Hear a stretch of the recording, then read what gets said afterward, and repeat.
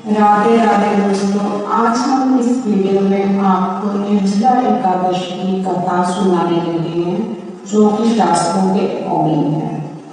हर एक एकादशी की अलग अलग कथा और महत्व होता है, लेकिन निर्जला एकादशी को सबसे श्रेष्ठ माना गया है। ज्येष्ठ शुक्ल एकादशी को बिना कुछ खाए पिए विधिवत निर्जला उपवास रख विष्णु भगवान की पूजा करने से जीवन के सभी पाप नष्ट हो जाते हैं। इस एकादशी के व्रत में स्नान और आचमन के सिवा जल वर्जित है। निर्जला एकादशी के दिन भगवान विष्णु की विधिवत पूजा करने के साथ साथ इस व्रत कथा का पाठ जरूर करना चाहिए। तो आइए सुनते हैं निर्जला एकादशी व्रत की कथा। विष्णु पुराण के अनुसार भगवान श्री कृष्ण ने स्वयं पांडवों को एकादशी व्रत का मंत्र बताया था।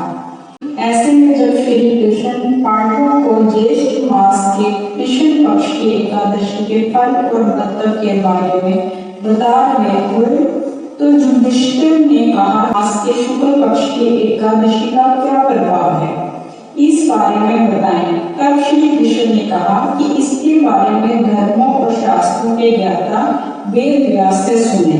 भीम कहने लगे कि पितामह, मैं तो पहले ही कह चुका हूँ कि मैं भूख सहन नहीं कर सकता। यदि वर्ष भर में कोई एक ही व्रत हो तो मैं रख सकता हूँ, क्योंकि मेरे पेट में प्रीत नाम वाली अग्नि है जिसके कारण मैं भोजन किए बिना नहीं रह सकता। भोजन करने से वे शांत रहती है, इसलिए पूरा उपवास तो क्या एक समय भी बिना भोजन के लिए रहना मेरे लिए कठिन है। अतः आप मुझे कोई ऐसा व्रत बताइए जो वर्ष में केवल एक बार ही करना पड़े और मुझे स्वर्ग की प्राप्ति हो जाए। श्री वेद व्यास जी कहने लगे कि ये पुत्र, बड़े बड़े ऋषियों ने बहुत शास्त्र आदि बनाए हैं जिनसे बिना धन के थोड़े परिश्रम से ही स्वर्ग की प्राप्ति हो सकती है। इस प्रकार शास्त्रों में दोनों पक्षों की एकादशी का व्रत मुक्ति के लिए रखा जाता है। वेद व्यास जी ने कहा, हे कुंती नंदन, ज्येष्ठ मास के शुक्ल पक्ष की एकादशी को निर्जला एकादशी कहा जाता है। इस दिन दांत साफ करने के अलावा सूर्योदय तक एक बूंद भी जल ग्रहण नहीं किया जाता।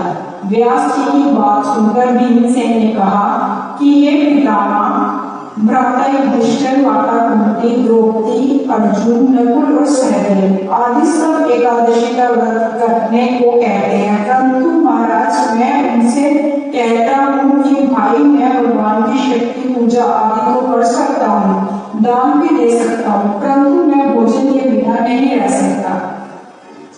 इस पर व्यास जी कहने लगे कि हे भीमसेन, यदि तुम नरक को बुरा और स्वर्ग को अच्छा समझते हो तो प्रति मास की दोनों एकादशियों को अन्न मत खाया करो। व्यास जी के वचन सुनकर भीमसेन नरक में जाने के नाम से भयभीत हो गए और कांपकर कहने लगे कि अब मैं क्या करूं। मास में व्रत तो मैं नहीं रख सकता, हाँ वर्ष में एक व्रत करने का प्रयत्न अवश्य कर सकता हूँ।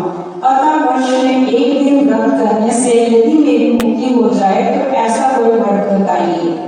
ये सुनकर व्यास जी कहने लगे कि वृषभ और मिथुन की संक्रांति के बीच ज्येष्ठ मास के शुक्ल पक्ष की जो एकादशी आती है उसका नाम निर्जला है। तुम उस एकादशी का व्रत करो। इस एकादशी के व्रत में स्नान और आचमन के सिवाय जल लेना वर्जित है। आचमन में 6 मासे से अधिक जल नहीं होना चाहिए, अन्यथा वह मद्यपान के सदृश हो जाता है। इस दिन भोजन नहीं करना चाहिए, क्योंकि भोजन करने से व्रत नष्ट हो जाता है। इस प्रकार भीम जी ने व्यास जी के कहे अनुसार इस व्रत को किया, तभी से इस एकादशी का नाम भीमसेनी एकादशी भी पड़ गया। आप सबको निर्जला एकादशी की हार्दिक शुभकामनाएं। जय मां एकादशी, जय हरि विष्णु।